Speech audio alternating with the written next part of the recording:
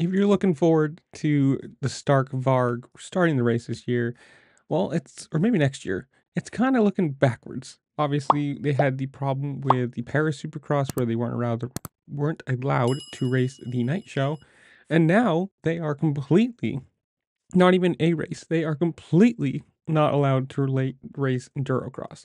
That guy right there, Taddy Zuziak, I think I said that wrong, but one of the best Endurocross riders of all time, a 6-time champion. Well, his contract ended with Gas, and they didn't come to an agreement, or however you want to say it. They didn't sign another one. So he's riding the Stark Varg. And, well, they apparently told him no. Whole team drove or got there, bike, crew, everything. He flew in, and they told him no. And this is coming from the Stark race director, Sebastian Tortelli.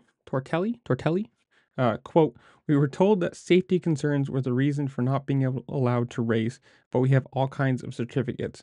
This is an unacceptable failure for us and an absolute step backwards for the sport."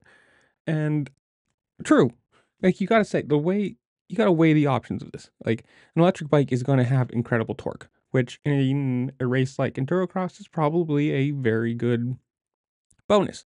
But they also have a lot more weight, which is a negative, especially when you're trying to, maneuver it through things, hold it up if you fall, pick it back up if you do fall. It's, the gives and takes of everything. And Taddy said, quote, "I came here, the team came here, and we are now not allowed to race.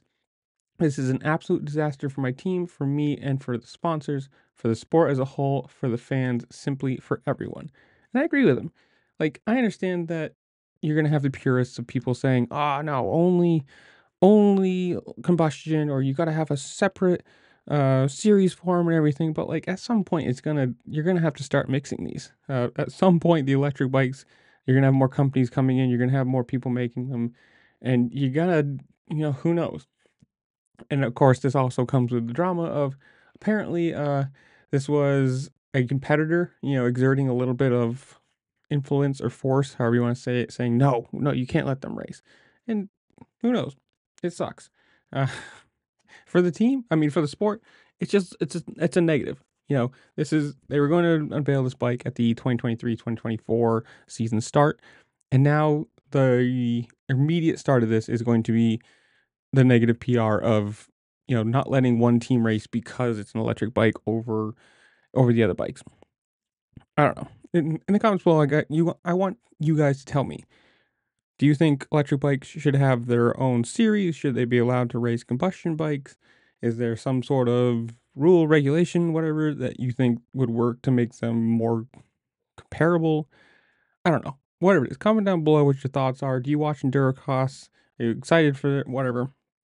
And, while you're down there, make sure to like, share, subscribe, comment, do all the fun things this platform allows you to do, because it really does help me out and I appreciate it. And with that, I will see y'all later. Peace.